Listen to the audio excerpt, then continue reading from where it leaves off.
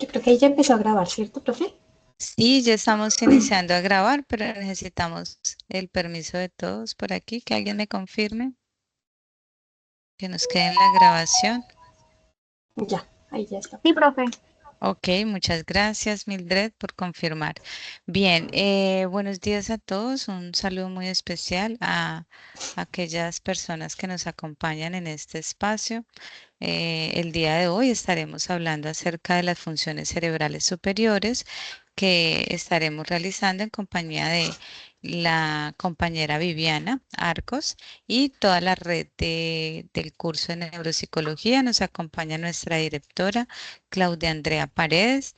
Mi doctora Claudia, si de pronto desea dar algunas palabras al inicio eh, para dar el espacio. No sé si de pronto se vaya a hablar algo acerca de las personas que participaron en el congreso o algo así. Entonces te doy la palabra, mi doctora. Eh, Muchas gracias, Diana. Buenos días. ¿Me escucha? Buenos días, Te profe. Sí, escucha. señora. Muy bien. Bueno, buenos días para todos. Buenos días, estimados estudiantes. Un saludo especial de parte de la red de docentes del curso de neuropsicología. Bueno, pues en el día de hoy tendremos entonces nuestra segunda web sobre funciones cerebrales superiores. Muy importante que tengamos esta información, este apoyo, esta comprensión relacionada con las funciones cerebrales superiores, porque por un lado nos va a permitir el desarrollo de nuestra actividad actual de la fase 3, del análisis del problema, eh, que tiene ese propósito, precisamente comprender esa problemática que estamos abordando desde la fase inicial, ¿cierto? Y aquí en esta fase 3, precisamente la idea es hacer ese ejercicio investigativo, pero para ello necesitamos, digamos, identificar cuáles son esas funciones cerebrales superiores que estamos tratando de reconocer en la problemática que cada uno de los grupos abordó, ¿sí? Entonces es muy importante, digamos, toda la atención en lo que nuestras docentes nos van a compartir el día de hoy y de igual forma, en la medida en que nosotros tengamos clarísimo ese aspecto y todo lo relacionado con el desarrollo de la problemática, en nuestro ejercicio investigativo que estamos adelantando, pues también, digamos, que es la base para la fase 4, ¿sí? En donde precisamente cada uno de los grupos dará cuenta, digamos, de esa problemática, ¿sí? Entonces, la verdad, muchas gracias, queridas compañeras, por la información que nos va a compartir. De igual manera, precisamente como está indicando Diana, queremos agradecer a todos los estudiantes que participaron en el congreso que acabó de pasar de internacional de psicología de la UNAD en la ciudad de Neiva el pasado 27 y 28 de septiembre. Queremos comentarles que ya tenemos pues listado, digamos, la información de quienes han participado en el evento y pues, digamos, ya en el transcurso de este periodo estaremos, digamos, facilitando, accediendo a esos puntajes que vamos a brindar. Eh, Sin embargo, es importante que tengamos claro en este sentido que cada uno de los participantes debe ingresar al curso que se habilitó en campus, ¿sí? Desde allí descargar, bueno, primero que todo, revisar la información que hay en ese curso relacionada con el evento, desarrollar de pronto alguna actividad que se propone allí, que son actividades realmente muy sencillas relacionadas con su participación en el mismo y después descargar desde allí el certificado de las insignias, que son ese certificado es el que les vamos a entregar a nuestros docentes para lo relacionado con el puntaje, en este caso de la fase 3. ¿Sí? Eso por un lado. Por otro lado, también desde allí pues van a poder descargar su certificado de asistencia. Entonces es importante que puedan ingresar a ese espacio. Si aún no está activo ese curso para ustedes, por favor escribir al correo del Congreso para que activen la participación, el curso en el campus virtual. Ha sucedido que se han hecho varios, digamos, activaciones de los cursos porque hasta este momento inclusive están llegando todavía los reportes de pronto de estudiantes que se inscribieron, pero que de pronto por la vía en que lo hicieron, hasta ahora se está reportando esa información. Entonces, eso también les quiero compartir. De todas maneras, estamos atentos, pues, en ese sentido, para colaborarles, para que puedan, no tengan ningún inconveniente en descargar lo relacionado con la participación en el Congreso. Ya no voy a, pues, vamos a interrumpir nuestra segunda web con otra información. Con mucho gusto estaré atenta también de pronto a través del Teams si tienen que resolver algo relacionado con esta parte de la participación en el evento. Los dejo con nuestras docentes Diana y Viviana para que tengamos el desarrollo de nuestra web. Muchas gracias. Gracias, doctora Claudia. Juliet tenía la manito arriba. ¿Tenías alguna pregunta? Muy buenos días para todos. Sí, tenía una pregunta con respecto al Congreso, pues no sé si sea pertinente hacerla ahora o se la hago directamente a la tutora que habló ahorita. Sí, por favor, Juliet, si quieres, a través del interno por Teams, me puedes adelantar tu pregunta, ¿sí? Y yo te oriento a ver cómo te puedo resolver pues la inquietud que tienes para que pues podamos dar digamos el desarrollo de nuestra web. Ok, muchísimas gracias. Vale, muchas gracias. Estaba viendo yo que aquí estoy todavía a modo congreso con mi Sí, fondo de pantalla. sí, Bueno, sí, sí. voy a compartir pantalla. ¿Me confirman si ven la pantalla allí, la presentación?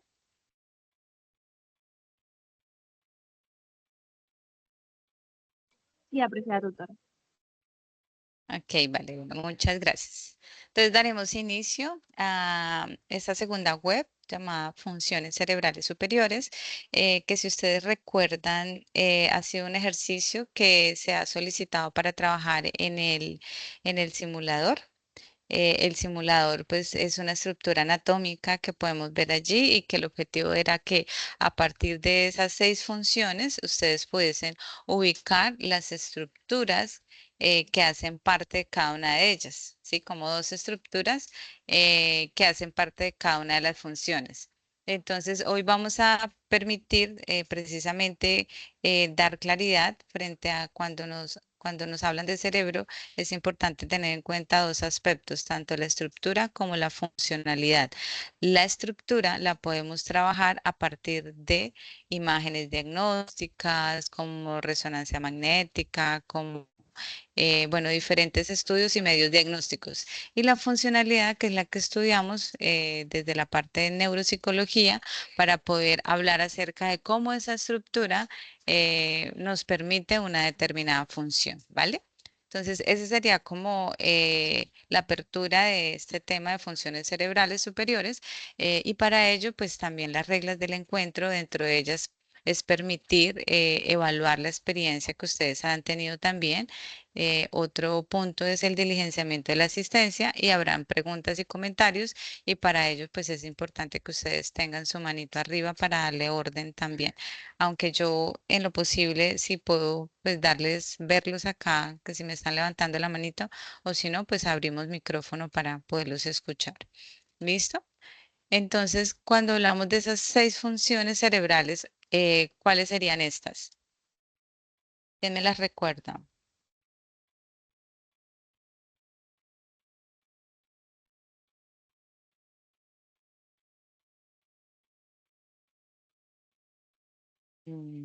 Están levantando la manito porque no los escucho.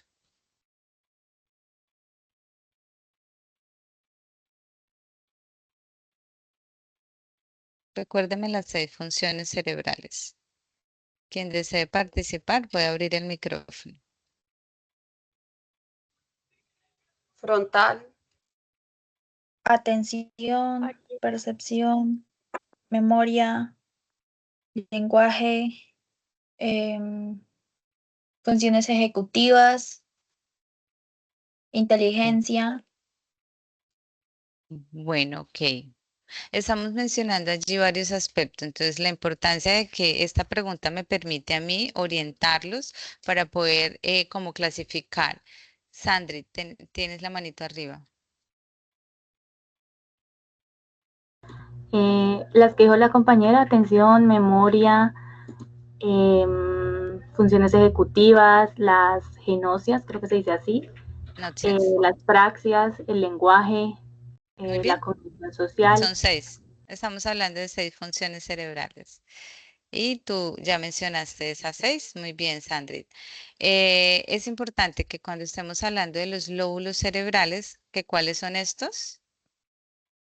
lóbulo frontal, parietal, occipital, temporal, insula, límbico. sistema límbico y la ínsula. Ok, muy bien. Estamos hablando de 5, ¿no? Frontal, parietal, temporal, occipital y ínsula. ¿Listo? Muy bien. Entonces aquí tenemos los 6. Las 6 funciones cerebrales, tanto la atención como la memoria, las funciones ejecutivas, el lenguaje, las noticias y las praxis. Dime, Juliet. Sí, es que tengo una pregunta desde la anterior tarea. El sistema límbico lo hacían como parte de los lóbulos cerebrales. ¿Ese hace parte? Sí, creo que en esta ocasión habíamos hablado del sistema límbico también. Juliet, esa es tu pregunta, ¿cierto? Sí, señora, muchísimas Bueno, es que gracias. te vi la manito arriba. Bien, entonces vamos a observar muy detenidamente este video. Espero la participación de 2, 3 personas máximas y preferiblemente pues que no lo hayan visto antes, ¿no? Porque si no, no tendría sentido. ¿Vale? Me confirma. Bueno, voy a volver a compartir porque creo que no compartí audio. ¿Listo? Ya les voy a encender audio y me confirman ahí si lo escuchan. This is an awareness test. Sí se ¿Sí? escucha. Bueno, Sí, señora. perfecto. Entonces ahí vamos a ver. How many passes does the team in white make?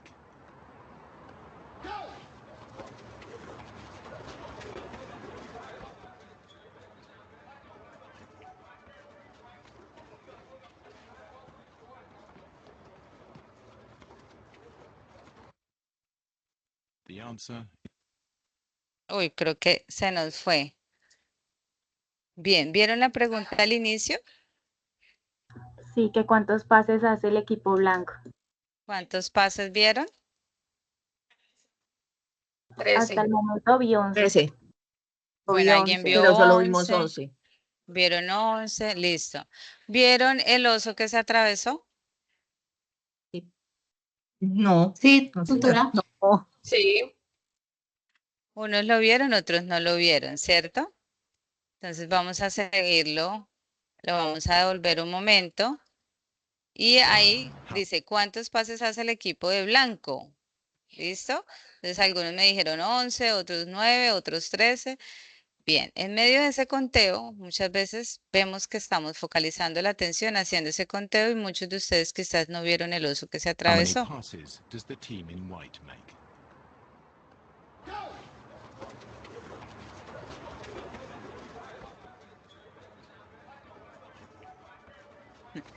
¿Lo están viendo en este momento?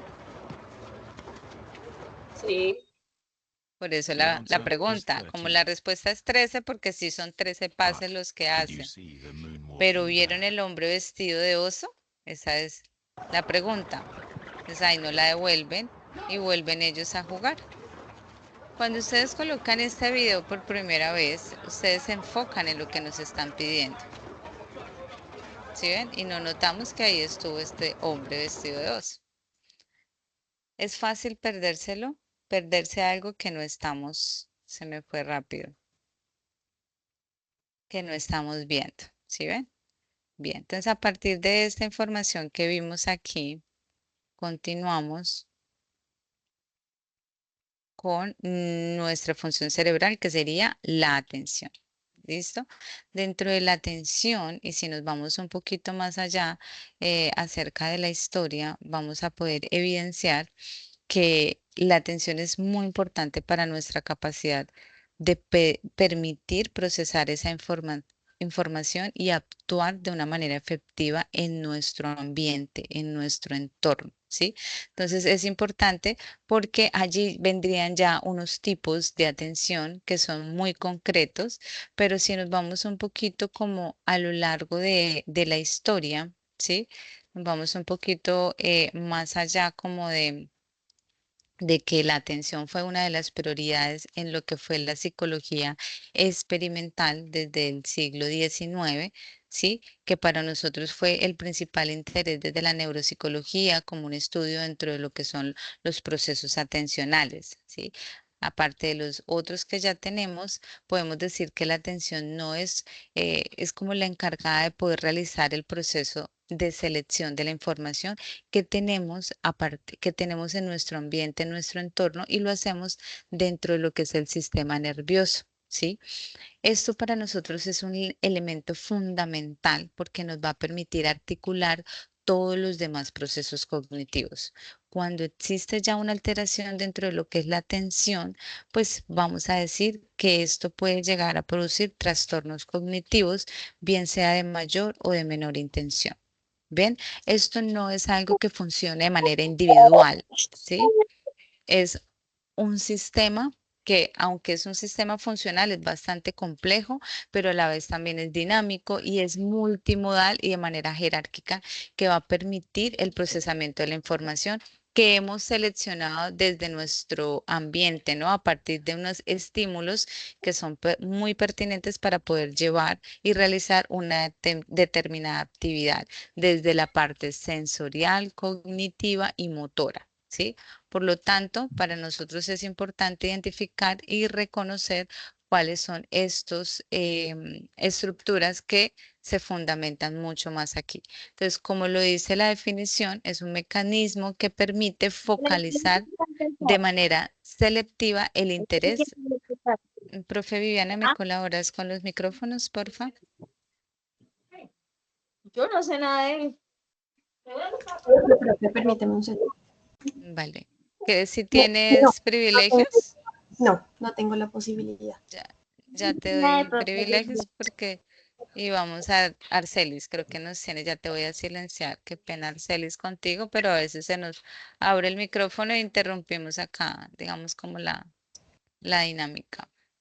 Profe, ¿me levantas la manito, profe Viviana? A ver. Ya te veo acá. Listo, entonces te voy a convertir en moderadora, profe, muchas gracias. Vale, profe.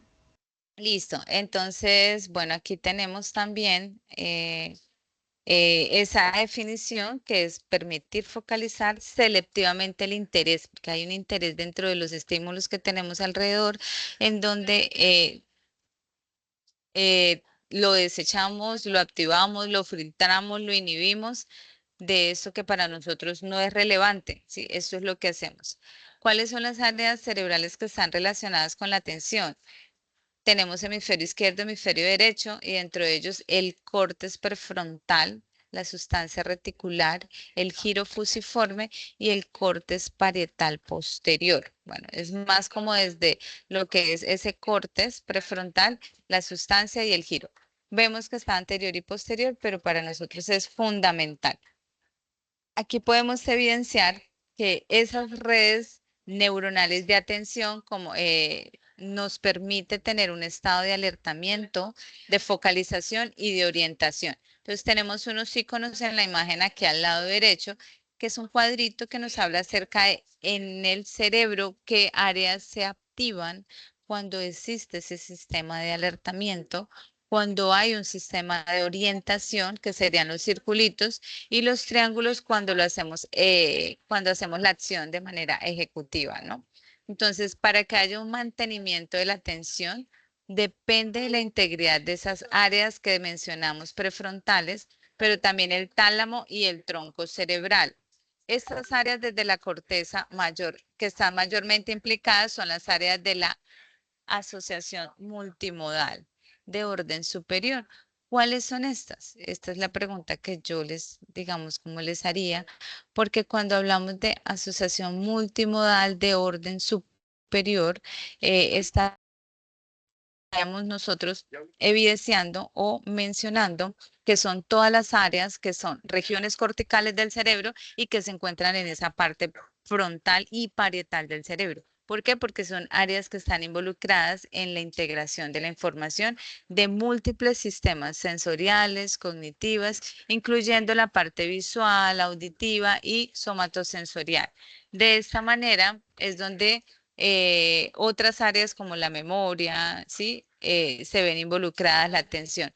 Pero cuando hablamos de asociación multimodal, que son esas áreas, una de ellas, la más importante, es la corteza prefrontal, ¿sí? ¿Por qué? Porque ella permite ese juego crucial que es la toma de decisiones y un control ejecutivo y una regulación emocional. Se necesitan, claro que sí, para poder llevar a cabo esta función de atención, ¿vale? Por eso es que hacemos referencia a esta parte de áreas de corteza mayormente implicadas, como son la asociación multimodal. Existen unas modalidades de atención, existe un sistema de activación. Ustedes inician un proceso y para que haya un proceso de atención, pues este varía, ¿sí? Es un sistema que se activa en nosotros, ¿sí? Bien sea porque después de determinado tiempo prolongado, ese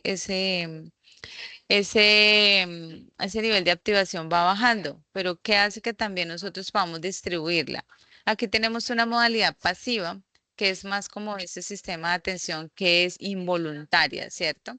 Que permite que la persona se mantenga y entienda lo necesario desde el sistema nervioso para que se facilite esa actividad voluntaria, que incluye un sistema de alertamiento, un sistema de respuesta que nos permite la orientación.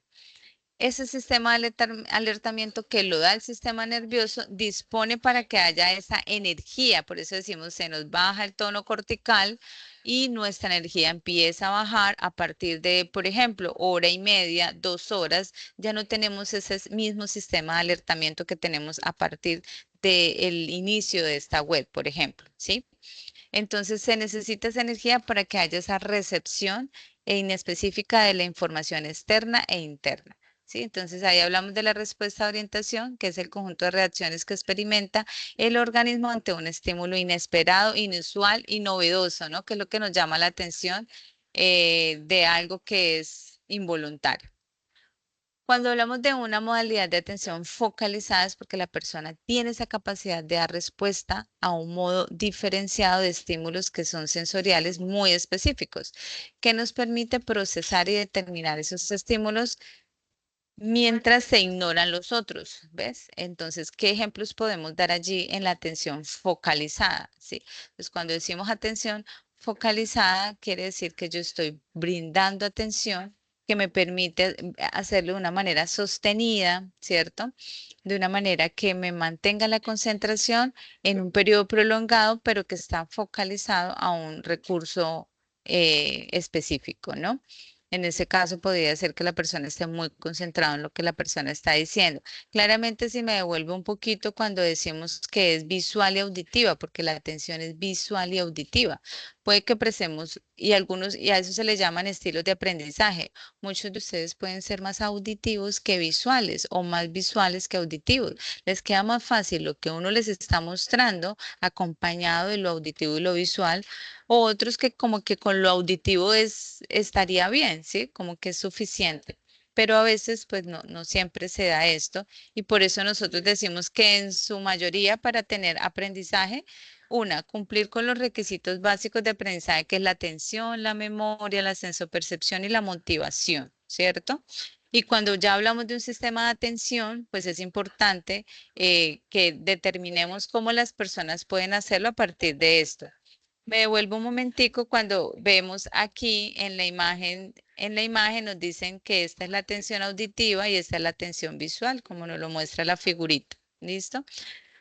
Tenemos la atención sostenida, ¿sí? Uno focalizo el estímulo, ¿cierto? Lo otro es que yo la sostenga en determinado tiempo también, ¿cierto? Por eso decimos que es un determinado lapso de tiempo. ¿Qué tanto mantienen ustedes la atención? ¿Qué tanto se dispersan? ¿Sí ve?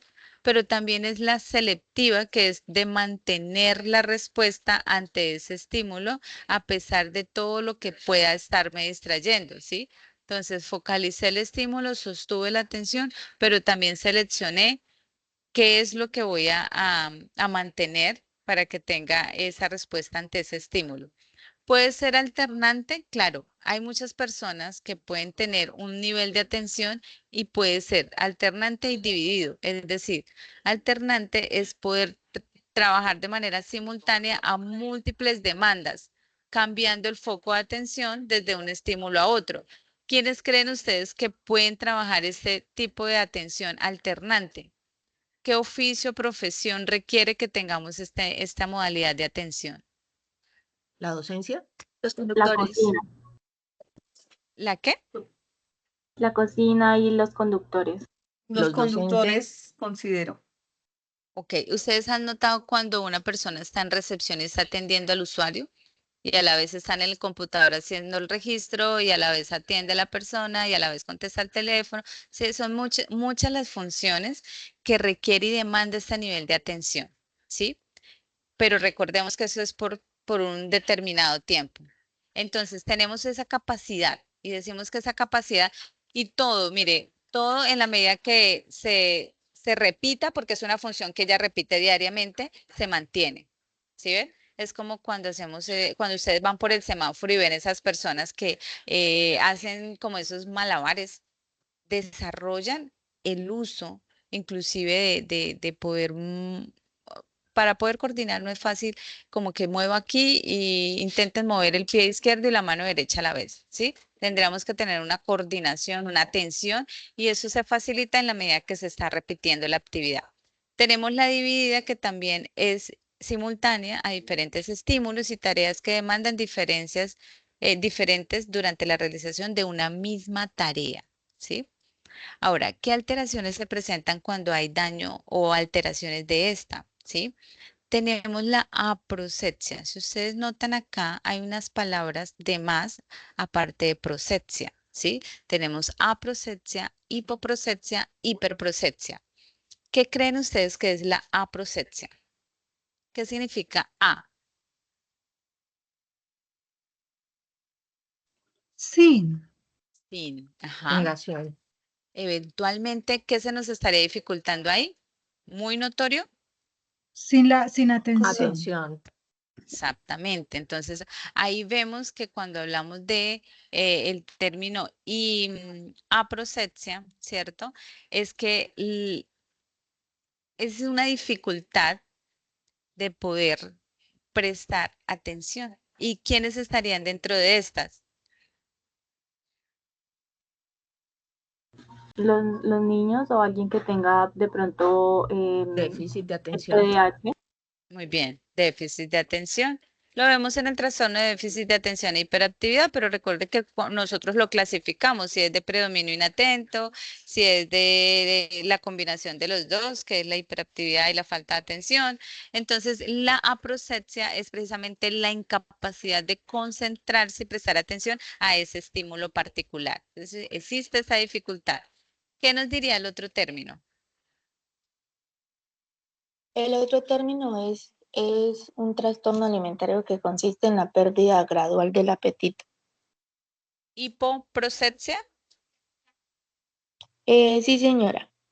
Hipoproxesia es Se el distrae con déficit de facilidad. atención, que tiene inestabilidad de poner cuidado. Pero exacto, es muy baja. El término hipo significa baja y el término Dificultad hiper, para la atención. sí, Por eso les decía que se fijaran mucho en la palabra que se repetía, que es procepcia, y el contenido que tiene al inicio, que sería la A, que sería sin atención. Básicamente se le dificulta fijar la atención. La hipo es muy baja la atención que presta. Y la hiper es cuando ya se fijan demasiado en un solo estímulo y es una dificultad ya. ¿Sí me hago entender? Todo lo que es a los extremos ya sería una dificultad. Sí es claro el término de aprocepcia, hipoprocepcia e hiperprocepcia. Sí, señora. Listo. Bien. Esos términos son importantes tenerlos e identificarlos porque nos permite a nosotros decir, por ejemplo, hiperprocepcia es un enfoque ya excesivo de ciertos objetos o personas o situaciones, ¿sí? Mientras que la hipo ya es algo más, digamos que la atención es más enfocada de periodos mucho más bajos, ¿cierto? Bien. Bueno, continuamos acá con un caso, porque vamos a pasar a memoria, ¿cierto? Entonces vamos a prestar atención a este caso que es llamado HM, ¿vale? ¿Me confirman si escuchan ahí? Durante el resto de su vida. ¿Sí? Sí, señora. Señora. Ok, listo. Ahí vamos. HM vivió de una forma aparentemente normal. Ayudaba en tareas domésticas como barrer o preparar la mesa para comer, cortaba el césped o se sentaba a ver la televisión. Todas eran tareas que recordaba de sus años anteriores a la operación. Además, contaba historias de su infancia, aunque no pudiese situarlas en el tiempo. Siempre colaboraba con los investigadores como si fuera la primera vez, y ellos le explicaban que estaba ayudando a una gran empresa. La doctora Milner decía que cada vez que entraba en la habitación era como si nunca se hubiesen conocido. HM murió en el año 2008 y su cerebro se preservó para la investigación. Un cerebro que no habría podido almacenar todos los conocimientos que él mismo aportó a la ciencia. ¿Qué le pasó a HM? ¿El hombre sin memoria? Tuvo una Perdí la operación. memoria. Un accidente. ¿Y qué le hicieron en su procedimiento? Porque tenía muchas convulsiones, muchas epilepsias. Decidieron intervenir y cuando intervinieron, tocaron parte de él. ¿El cerebro? ¿Qué parte del cerebro? Hipocampo. El hipocampo. Ah, Entonces, él empezó a tener dificultades en la memoria. Y ahí venimos con cuáles son los tipos de memoria, qué es memoria retrógrada, anterógrada. Me gustaría que me definieran qué es la memoria anterógrada. Anterógrada. ¿Quién me dice? Para que definamos acá con cuál quedó él. La memoria anterógrada es la que tiene como la pérdida de memoria y no recuerda los acontecimientos nuevos. Anterógrada, muy bien. ¿Y retrógrada? No recuerda los pérdida de los anteriores. ¿Los de nuevos? los recuerdos antiguos. No, pérdida de los antiguos. No Entonces, retiene la información nueva. Bueno, me confunden porque Anterógrada es no retiene la información nueva. Sí. Y la otra es que no recuerda ya los pensamientos, bueno, los recuerdos que ya están formados, los que ya tenía antes. ¿Y qué conservaba entonces el caso de HM? Él La sí tenía, él tenía, Anterógrada. pero él tenía unos recuerdos que no ubicaba en el tiempo. O sea, parece ser que de todas maneras había unas reservas de memoria, pero que no estaban ordenadas. Ok, muy bien. Pero no recordaba nada de lo que vivía en el día a día. Miremos acá. A casa al salir del colegio y el olor de tu plato. Ay, creo ¿Te que acuerdas de la cara del amigo con el que caminabas hasta casa al salir del colegio? ¿Y el olor de tu plato preferido preparado por tu madre? Seguro que si haces un esfuerzo, aún puedes recordar el nombre de aquel profesor que te suspendió matemáticas o la sensación de la primera vez que montaste en avión. Lo que seguro que recuerdas es la palabra que ha aparecido nada más comenzar este vídeo. Tu memoria es capaz de retenerla más de 20 segundos. algo que una vez un hombre no pudo hacer. La de H.M. es la historia de un hombre que vivió sin memoria. Henry Molaison, más conocido en la ciencia como H.M., sufrió un fuerte golpe en la cabeza al ser atropellado por un ciclista cuando solo tenía 9 años. Eso le provocó que durante los 18 años posteriores sufriese fuertes convulsiones, epilepsia e incluso llegase a perder el conocimiento con bastante frecuencia. Todo ello le impedía poder realizar su trabajo de mecánico de motores con el que se ganaba la vida. Por eso, decidió someterse a una intervención quirúrgica. El neurocirujano William Scoville, del Hospital de Hartford, decidió extirpar una parte del lóbulo temporal medial, con lo que H.M. perdió la mayor parte del hipocampo y la amígdala.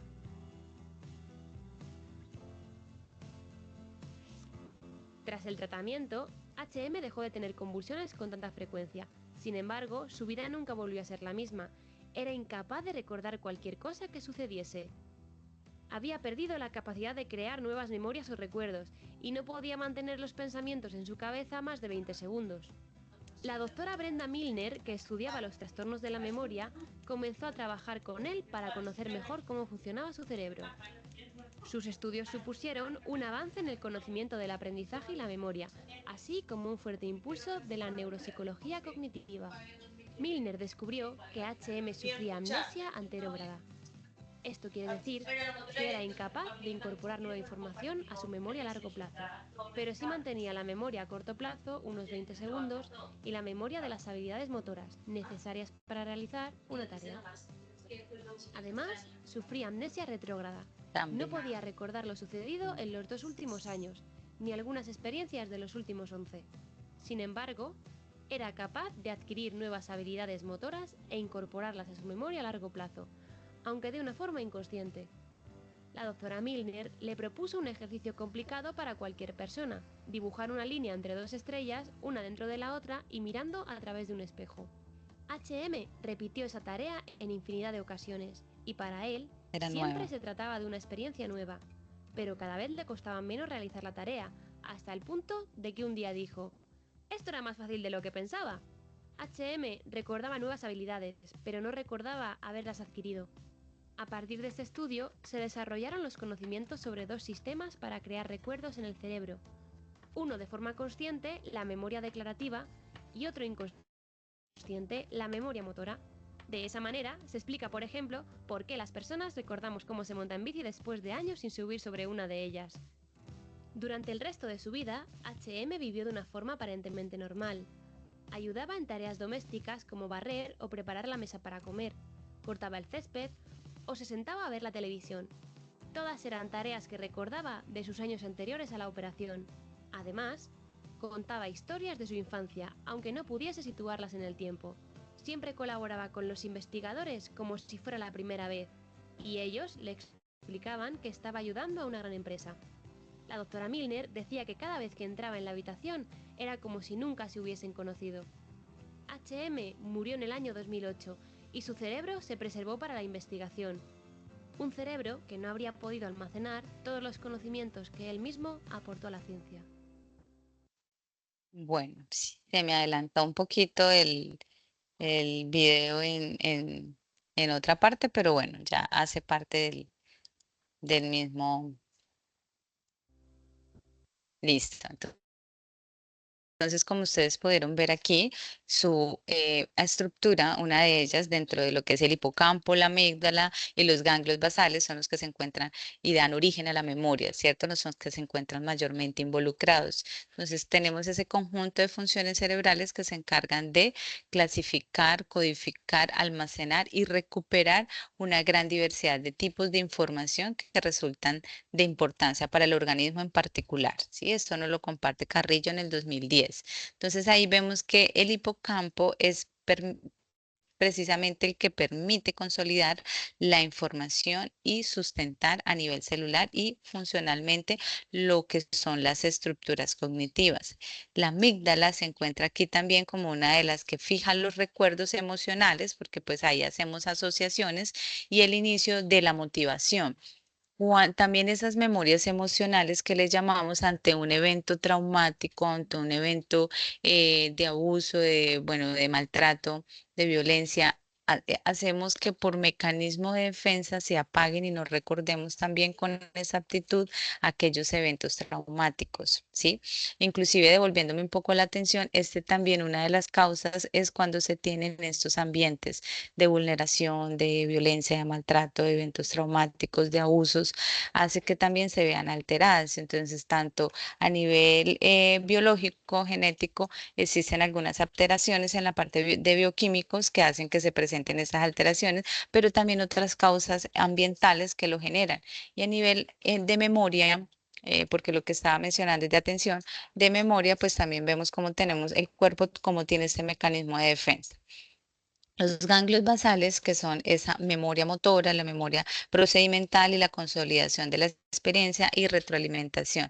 Hay algo muy importante también y dentro de las recomendaciones es que se tenga un sueño de calidad. ¿Por qué? Porque el cerebro en el día es bastante perezoso y él en la noche es donde empieza a hacer todo su trabajo tratando de que esa información que se recibió en el día se pueda llevar a cabo en ese procesamiento, ¿sí? Donde se puede almacenar y demás. Por eso decimos que si no estamos durmiendo bien, pues no se estaría llevando a cabo de la mejor manera.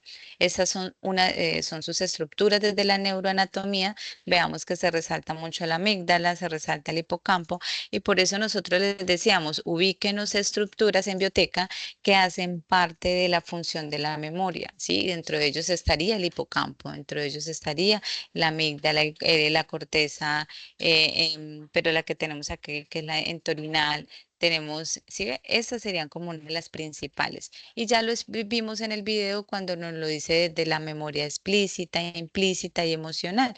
Cuando decimos que es la explícita es cuando es más consciente, ¿cierto? Dentro de ella está la episódica, la personal, la autobiografía, que la episódica es de manera semántica, la personal son esos hechos y la autobiografía es ese conocimiento que tenemos de esos recuerdos vividos.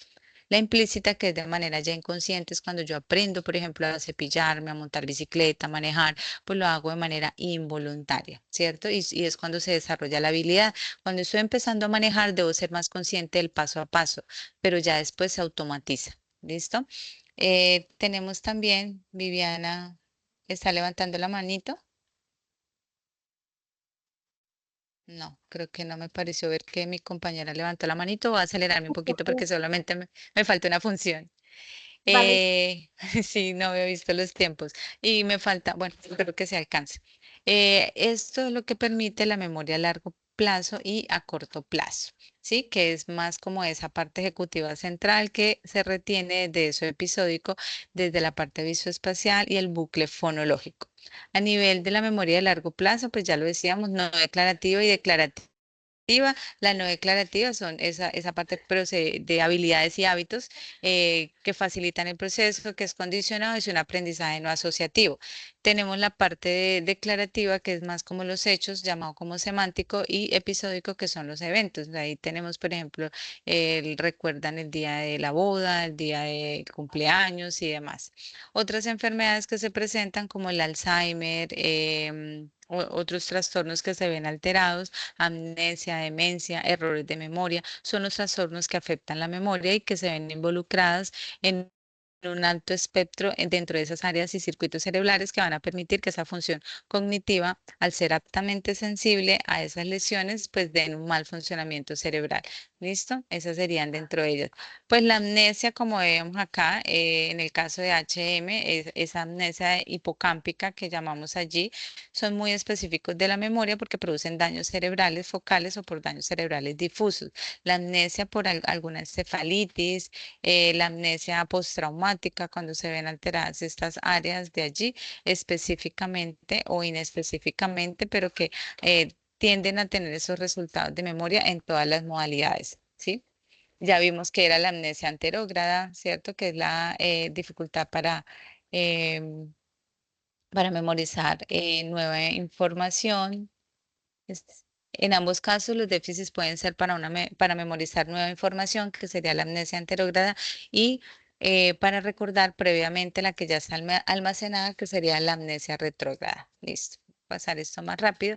En las demencias estaría el Alzheimer, una de las enfermedades que afecta esa demencia frontotemporal y que tiene de manera progresiva, ¿no? Dentro de las funciones cognitivas como el lenguaje, la memoria, la atención, el razonamiento y demás. Genera unos cambios en la conducta y en la esfera emocional a la hora de tener su propio funcionamiento. Errores de memoria, pues muchos de ellos por la codificación de la información y las fallas atencionales por algunos problemas para poder recuperar la información, dentro de ellos los procesos ejecutivos que responden ante fenómenos de intrusión o confabulaciones que se asocian para que no se pueda, para que la persona, por ejemplo, por otro lado, la que normalmente olvida las cosas, ¿sí? Ante eventos novedosos. Y ya pasamos a lo que son las funciones ejecutivas y pues sí quisiera compartirles esto para que haya un poquito más de claridad frente a ese cambio en el comportamiento de las personas. Tenemos el caso de Phineas Gage, que nos va a mostrar aquí rápidamente. Voy a adelantarlo un poquito para que empecemos puntualmente con el caso de él. ¿Listo? Phineas cambio de personalidad y los descubrimientos que permitió su accidente. Phineas Gage era una persona muy amable y amistosa, como esposo amoroso y alegre. En su trabajo era muy responsable, educado y respetuoso con sus compañeros. Pero lo que sucedió el 13 de septiembre del 1848 cambió su vida y personalidad para siempre. Cuando Gage dirigía un grupo de trabajo que estaban volando rocas para la construcción de la vía del ferrocarril en Vermont, Inglaterra.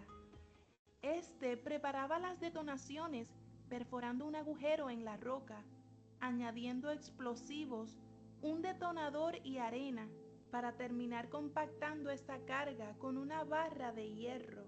Por error, la barra que aguantaba para introducir el explosivo tocó la roca e hizo explotar la dinamita.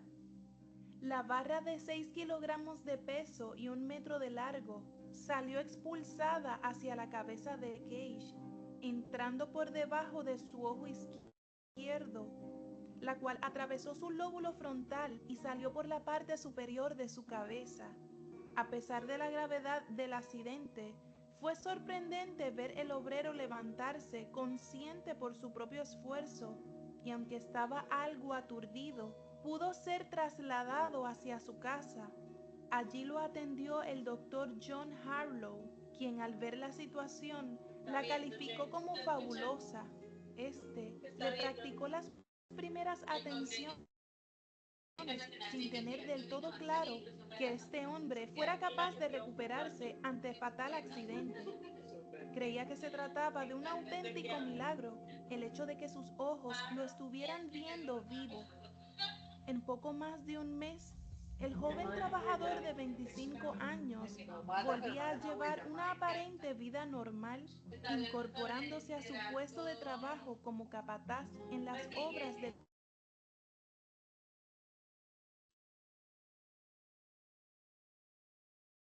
Gage. Se trataba de las secuelas del trágico accidente. A pesar de su recuperación física, la personalidad de Gage había cambiado radical y permanentemente.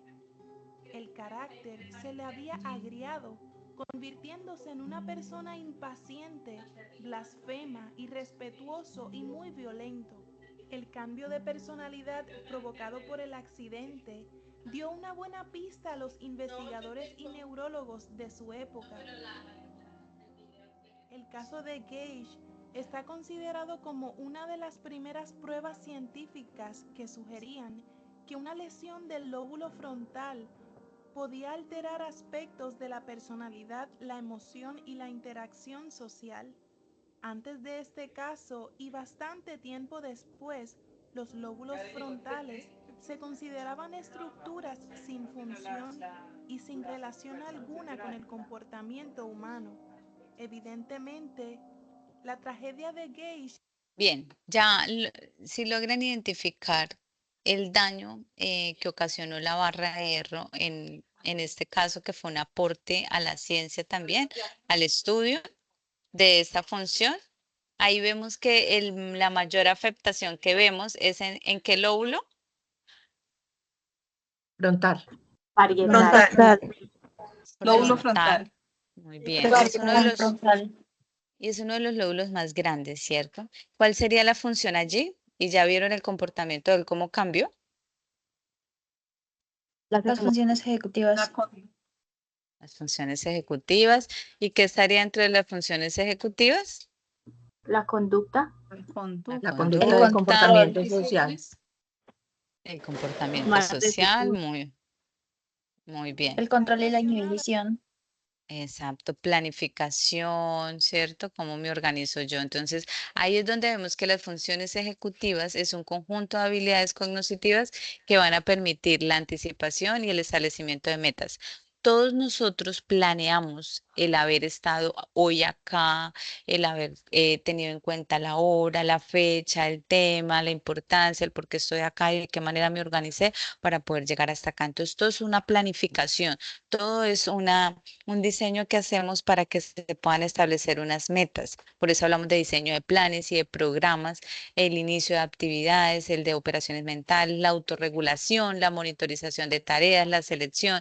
Todo eso tiene que ver con el comportamiento y la conducta, la flexibilidad, ¿cierto? En el trabajo cognitivo y la organización del tiempo y el espacio. Entonces, todo eso me permite que haya un buen procesamiento en la memoria de trabajo, en la flexibilidad cognitiva, la fluidez verbal, la inhibición, la velocidad de procesamiento, la planificación. Entonces, ahí es donde nosotros vemos que cuando se ve alterado esta función, encontramos diferentes situaciones.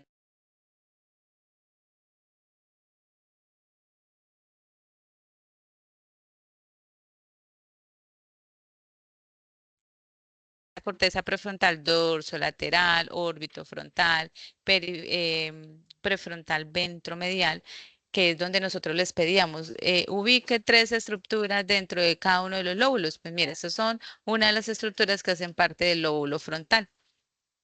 Y lo que buscamos es seleccionar esas conductas con respecto al contexto y el conocimiento que tenemos. Entonces ahí vemos cada una de las áreas que hacen parte de ellas y cómo se divide. ¿Qué alteraciones podemos encontrar? Hay síndromes de dorso lateral. Si ven, cada una de estas estructuras hacen que se presenten diferentes situaciones. Entonces, por ejemplo, en el síndrome mesial frontal, que es el mutismo, es la bulia. En el síndrome órbito frontal tenemos la irritabilidad, la euforia, los cambios de humor, los conflictos interpersonales. En el caso de Phineas, se me olvidó el apellido. Gage. ¿Qué? Gage. Él empezó a tener un comportamiento, por ejemplo, con la esposa, terminó separándose con la esposa porque su comportamiento ya se tornaba agresivo, irritable con los amigos, con todo y terminó viviendo solo. Entonces veamos cómo ese cambio del comportamiento, de la personalidad, hace que se afecte, sea una persona más conflictiva, tenía dificultad interpersonal, tenemos el síndrome dorsolateral que ya es una dificultad para la atención, la memoria, el procesamiento, la parte emocional y de planificación. Entonces, el caso de Phineas Gage es un aporte a la ciencia, su cerebro se encuentra, si no estoy mal, dentro de lo que es, no sé, creo que es una universidad de Harvard, si no estoy mal, lo conservan allí dentro del... El caso. Listo, chicos, preguntas, dudas con relación a esto que vimos hasta ahora.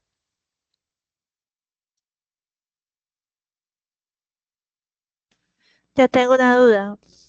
Señora. ¿Por qué se dan los errores de la atención? O sea, que es como de lo que ahorita hablamos, porque pues el Alzheimer sí es una enfermedad, pero ¿por qué se dan ese concepto que vimos ahorita? Bueno, no comprendo. ¿Por qué se dan los errores en la atención? Las causas, me preguntas por las causas. Es que vimos algo de errores, o sea, estaba demencia, no me acuerdo. Ah, si me devuelvo. Si me devuelvo, me toman los videos otra vez. Cuando se presenta la demencia, el Alzheimer, sí, ya hablamos de las redes neuronales que empiezan a verse alteradas. Existe algo que se llama, bueno, nosotros tenemos algo que se llama plasticidad cerebral, ¿cierto? Que en la medida que estamos estimulando nuestro cerebro, se van a ver como mayores arbolizaciones que le llamamos de las neuronas, que entre más haya una actividad cognitiva, entre más estemos como en este mundo académico, estamos todo el tiempo generando conocimiento, manteniendo como activa, pues está dándose este tema de la plasticidad cerebral, la estimulación cognitiva a través de juegos, a través de, bueno, influyen muchas cosas, ¿no? Es lo que nosotros le llamamos salud cerebral. Y esto nos permite evitar las enfermedades como la demencia, el Alzheimer, todo este tipo de situaciones. ¿Por qué? Porque nuestras neuronas, cuando dejan de trabajar, una empieza a presentarse ya por la edad algo que se llama apoptosis cerebral, y es la muerte cerebral neuronal programada. Es decir, que se empiezan a morir las neuronas y no hay una regeneración. Ellas no se regeneran, sino que al contrario lo que hacen es como generar mayores neuronas, pero en el caso del envejecimiento y en el caso de que no se esté dando esa activación, pues empiezan a morir las neuronas y ya no hay suficiente, y empezamos a presentar fallas en la memoria, en la atención, y se presentan esas enfermedades, que muchas de ellas también pueden ser genéticas, y ahí es donde yo les digo, hay múltiples causas, ¿no? Para que nuestras funciones cerebrales se vean afectadas. Entonces, una de ellas pueden ser estas, a nivel ambiental, a nivel de que no estemos realmente cuidando nuestra salud cerebral, como era lo que nos compartían en el Congreso, ¿sí? Hay muchas actividades para hacer el fortalecimiento de ellas, pero una de las causas es esa que te acabo de mencionar, que no se tenga esa activación, y lo que queremos en cuidar nuestra salud cerebral es evitar las enfermedades a futuro. ¿Sí me hago entender? Sí, señora, muchas gracias. Vale, con gusto. Le doy paso a mi profe Viviana para que pueda continuar con sus funciones. Gracias, profe. ¿Estoy compartiendo aquí pantalla? Pues yo estoy compartiendo la mía, pero ya dejé de compartir. Ya dejaste de compartir. A ver, miremos. Chicos, si yo hago esto aquí, ¿ustedes sí miran la pantalla? No aún. No, señora. No. A ver. Entonces espérenme un segundito, voy a volver aquí. Yo ya tengo la función, ¿cierto, profe? De poder compartir.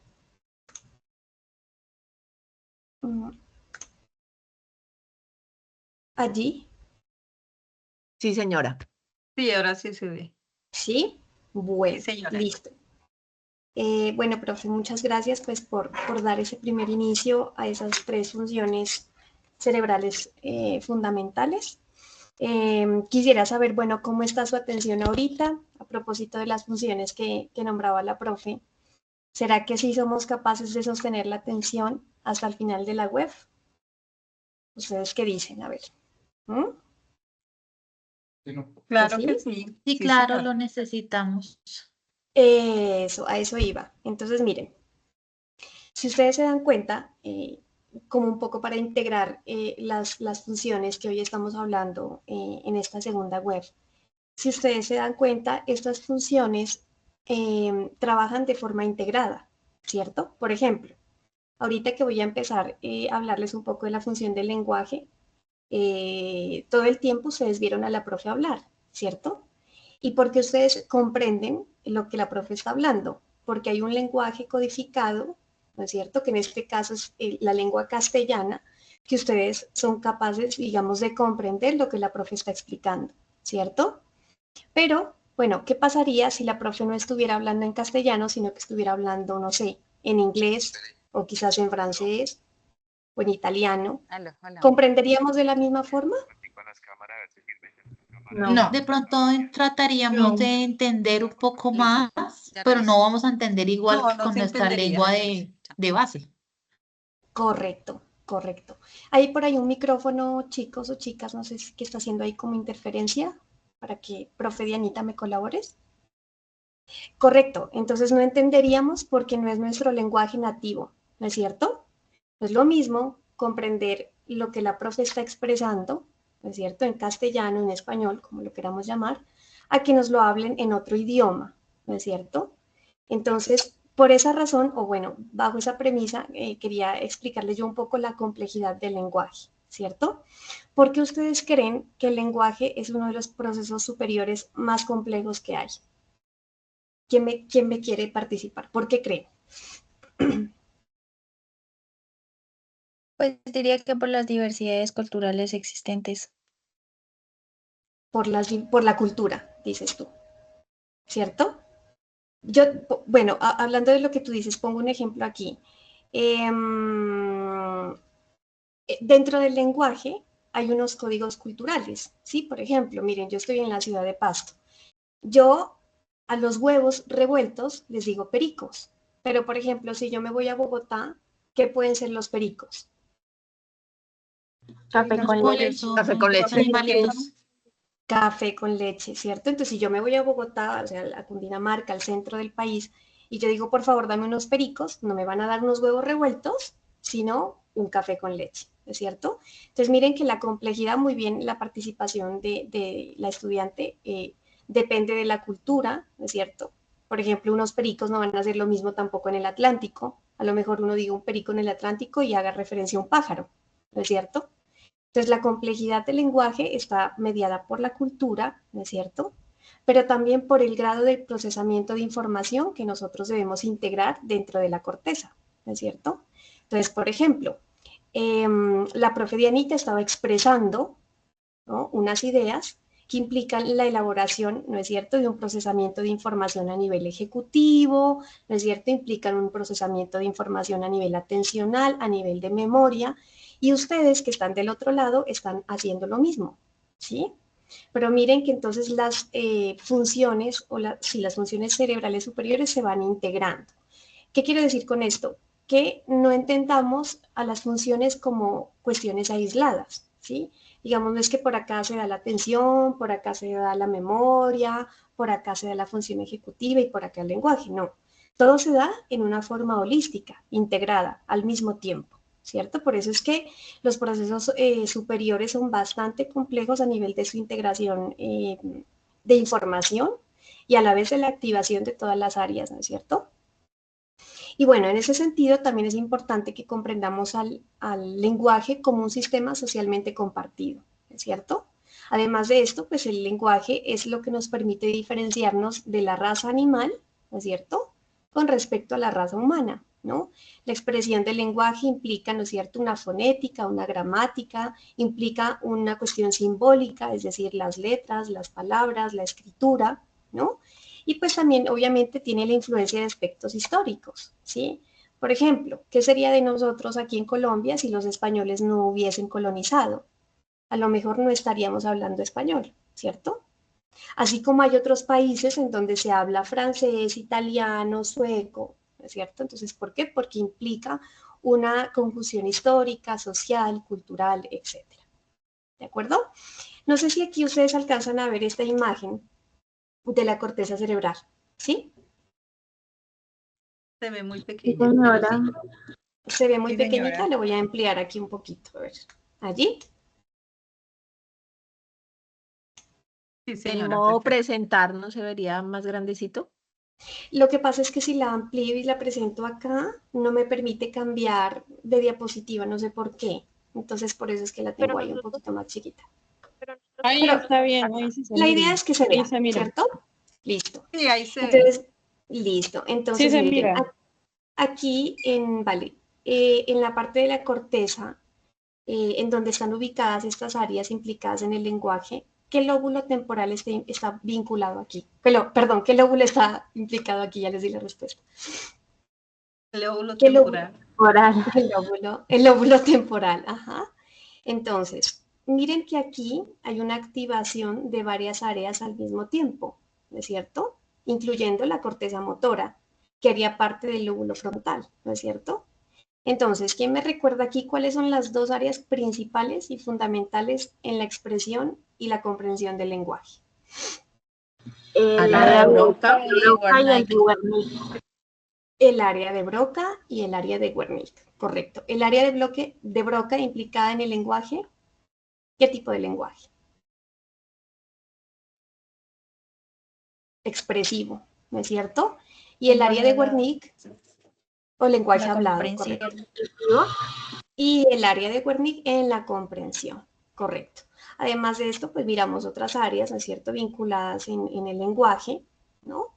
el giro angular, incluso también el córtex visual, ¿cierto? Y otras áreas, digamos, que en este momento no están señaladas, pero que también están implicadas en el lenguaje, ¿no? Pero recordemos, una de las más fundamentales, el área de Wernicke implica en la comprensión y el área de Broca implica en la expresión. Por ejemplo, en este momento yo estoy activando, podríamos decir un poco más, el área de Broca, ¿no es cierto? Porque estoy intentando transferirles a ustedes unas ideas a partir del lenguaje hablado o expresivo. Y ustedes están utilizando más un área de Wernicke al nivel de que están procesando un poco más el lenguaje comprensivo, ¿sí? Están tratando de comprender lo que yo estoy explicando, ¿no es cierto? Bueno, voy a hacer un poquito aquí más pequeña esta imagen y voy a empezar a correr aquí la diapositiva. ¿Sí la podemos mirar? Sí, señora. Listo. Entonces, hablábamos de que el lenguaje, ¿cierto, chicos? Es un vínculo, más bien un vehículo de transmisión, ¿no es cierto?, del pensamiento y que permite expresar la elaboración de las ideas que nosotros estamos intentando trabajar, ¿no es cierto? Ahora, el lenguaje es un medio por medio del cual pues, el ser humano regula muchos otros procesos, como por ejemplo el aprendizaje y el procesamiento cognitivo. Es decir, yo expreso lo que internamente estoy tratando de analizar a partir de las ideas, ¿no es cierto? ¿Qué permite el lenguaje? El aprendizaje académico, ¿no es cierto? Las relaciones interpersonales cuando yo me comunico o cuando el lenguaje tiene una intención comunicativa, ¿no es cierto? También regula el proceso de aprendizaje, por ejemplo, de nuevas habilidades, ¿no es cierto? De nuevos conocimientos. También regula la conducta y regula la parte emocional, ¿no? El lenguaje, chicos, es un proceso bastante poderoso en el sentido de que es capaz de cambiarnos las emociones de un momento para otro, ¿no es cierto?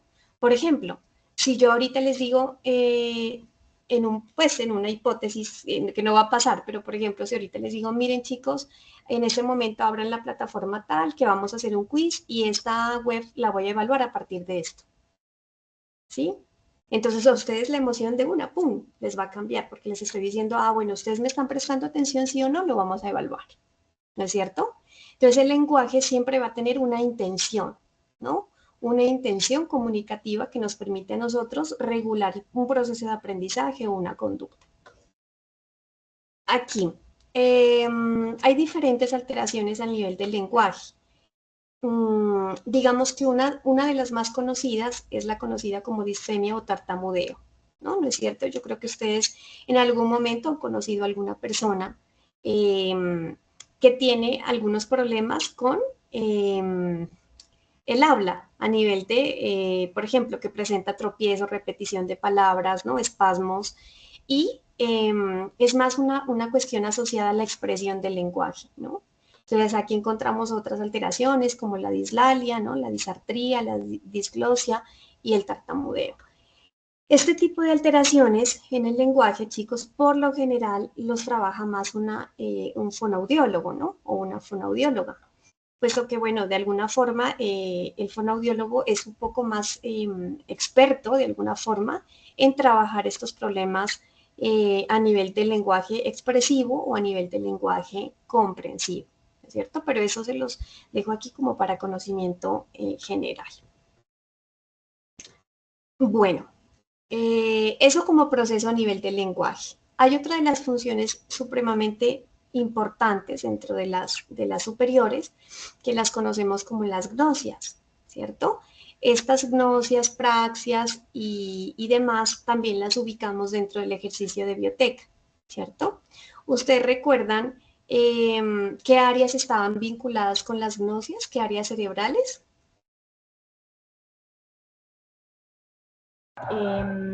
Las cortezas visuales, la corteza inferior temporal, el área premotora. El área premotora, ajá, o sea, toda la parte frontal, la parte temporal, ¿no es cierto? ¿Qué otras áreas estaban vinculadas en las gnosias? La corteza motora primaria y la somatosensorial, creo que se llama, la primaria. Sí, la somatosensorial, correcto, excelente. Entonces, miren, estos dos procesos que vamos a ver a continuación son bastante particulares, ¿no? Porque porque uno pensaría que una agnosia es a la capacidad que yo tengo de ver, ¿cierto? Pero miren que no es solamente eso, la agnosia es una función supremamente compleja que tiene el objetivo de reconocer y reinterpretar lo que yo estoy reconociendo, ¿no es cierto? Entonces eso es una capacidad que tiene nuestro cerebro para reconocer información previamente aprendida, ¿no? Como pueden ser objetos, personas, lugares, olores, ¿no es cierto? Requiere una participación de centros corticales superiores, que son los que tú acabaste de mencionar, o los que acabaron de mencionar. Entonces miren que en las gnosias se están integrando otras funciones superiores. Por ejemplo, la memoria, ¿no es cierto? Si la gnosia nos dice que es una capacidad que nos permite reconocer información previamente aprendida, nosotros ¿qué tenemos que evocar, ¿no es cierto? ¿O qué función vamos a activar en una gnosia? La memoria, ¿no es cierto? También nuestra capacidad atencional, también nuestras funciones ejecutivas. Entonces miren que en los procesos superiores todo se va integrando, ¿no es cierto? Entonces recordemos, la gnosia no es una capacidad visual, ¿sí? Que normalmente se suele confundir. Es una capacidad que permite al sujeto, ¿sí? Reconocer, ¿no? Y reinterpretar algo que está observando o que está escuchando o que está percibiendo. ¿Qué quiere decir esto? Que las gnosias tienen muchísimo que ver con la integración sensorial de, valga la redundancia, todos los sentidos, ¿cierto? En ese sentido, nosotros encontramos diferentes tipos de gnosias, ¿no? Como por ejemplo, las gnosias visuales, las auditivas, las táctiles, las olfativas, las gustativas y las del esquema corporal. ¿Y por qué las gnosias están divididas en todas esas clasificaciones? Porque están relacionadas con el reconocimiento de un objeto externo que está mediado por uno de nuestros sentidos, ¿es cierto?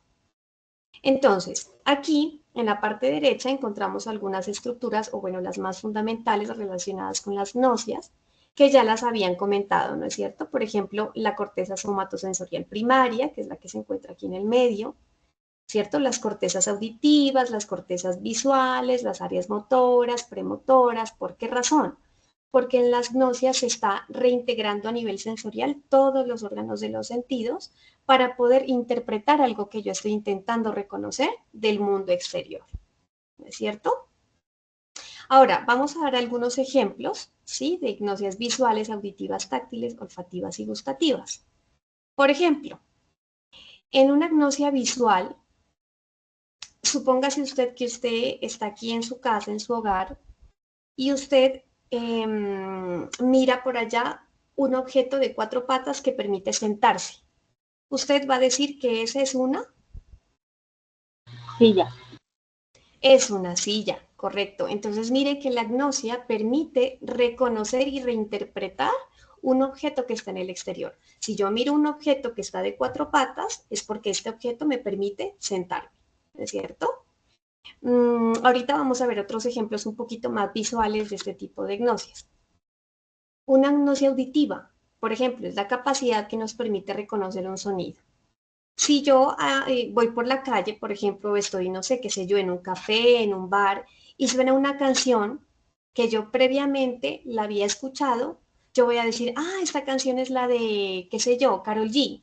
Ah, esta es la canción de, no sé, Piso 21. Esa es la canción de cumpleaños. Esta es la canción, ¿no es cierto? Porque la gnosia auditiva nos permite reconocer una melodía que aunque no me estén diciendo el nombre de la canción, yo ya lo estoy recordando, ¿no es cierto? También existen gnosias táctiles, por ejemplo, que nos permiten reconocer al tacto qué objeto, por ejemplo, estamos sintiendo. Entonces está el tema de la temperatura, ¿no es cierto? Nosotros reconocemos cuando algo está frío, helado, abrigado, caliente, ¿no? También podemos reconocer texturas, por ejemplo, texturas ásperas, texturas más suaves, entonces decimos esto es como terciopelo, esto es como un poco más tieso, más áspero, ¿no es cierto?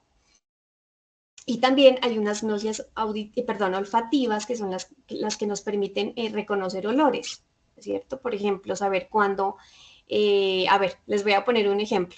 A mí, pues porque a mí no me gusta, ¿no? Entonces, están cocinando por allá en un restaurante y yo siento un olor como a hierro, y yo digo, uy, están cocinando, ¿qué creen? Que huele como a sangre, como a hierro. ¿Sangre? Sí, por ejemplo, el hígado. ¿El hígado? El hígado. Hígado. Ajá. Uy, huepucha, yo no sé si a ustedes les gusta el hígado o no, pero yo lo reconozco. O sea, están cocinando y yo digo, no, esto es o morcilla o hígado o algo que tiene que ver con hierro, con sangre, ¿cierto? Entonces, no estoy viendo el hígado directamente, pero el olor me permite recordar algo que alguna vez no me gustó, que lo comí, bueno, y que el olor tampoco es pues, muy agradable para mí, ¿no? Obviamente las gnosis olfativas y todo lo demás son experiencias subjetivas, ¿sí? Por ejemplo, habrán personas que les encanta el hígado, ¿sí? Que huelan y digan, uy, qué rico, están cocinando hígado. Es una experiencia subjetiva, ¿no? A algunos les gusta, a otros no les gusta, etc. Profe, pero ahí no se activa es la amígdala cuando hay ese reconocimiento del gusto o del disgusto. También. Es que miren que a nivel de las gnosias hay una activación de todas estas áreas y obviamente también áreas subcorticales, ¿no? Por ejemplo, ahorita que dices la amígdala, estaría activándose la emoción del desagrado, ¿es cierto? Sí, pensaba en eso. Correcto. Ajá, entonces ese desagrado uno dice, uy, esto qué maluco, ¿no? Esto qué feo. Entonces, también hay una cuestión emocional, ¿no? Vinculada en las gnosias. Ahora, por ejemplo, si yo estoy tocando algo que no veo y toco algo peludo, uno dice, uy, no, esto es como que un animal, un ratón, una araña, ¿no? Y está ahí el temor, ¿es cierto? Entonces, mira cómo todo se va integrando. ¿Sí me hago entender? ¿Sí vamos bien? Sí, señora. Profe, yo tengo una pregunta. Dime, no te escucho bien. En la parte de sinopsis también está la parte del braille, o sea, cuando una persona es ciega, Claro, por supuesto. Está esta parte, ¿cierto? Excelente ese ejemplo. Una persona cuando ha perdido su visión, o sea, es una persona invidente, ¿no es cierto? Se le enseñan diferentes métodos para poder interpretar un texto, ¿sí? Digamos, para poder leer, entonces. Y cuando la persona empieza a tocar esos punticos, ¿es cierto? Entonces empieza ya a descifrar unos códigos y hay un procesamiento complejo, por supuesto, ¿no? Porque la persona ya empieza a interpretar palabras, frases y textos a partir de esos punticos. Estamos hablando ahí de una gnosia táctil, pero también estamos hablando de una apraxia, ¿no? Ahorita lo vamos a ver un poquito más. Y es un proceso... No sé, perdón. ¿Hay por ahí un micrófono? Entonces también estamos hablando de una habilidad motora también compleja, ¿no? Que ahorita la vamos a revisar. Una pregunta, esto también tendría como, bueno, no sé cómo decirlo, como más notorio cuando una mujer está en embarazo. Yo me había puesto a pensar, fíjate, hoy en lo mismo, porque es como, bueno, más bien es como si los sentidos se agudizaran, ¿cierto? O por ejemplo, alimentos que antes no nos daban asco, ahora nos dan asco, ¿no? U olores que antes no nos significaban nada, ahora sí nos dan asco. Y es porque obviamente hay un mundo, hay una revolución en el embarazo de una gestante, ¿cierto? Entonces hay un cambio hormonal, pero bueno, eso también son otras cuestiones. Hay un cambio emocional, un cambio corporal, ¿no?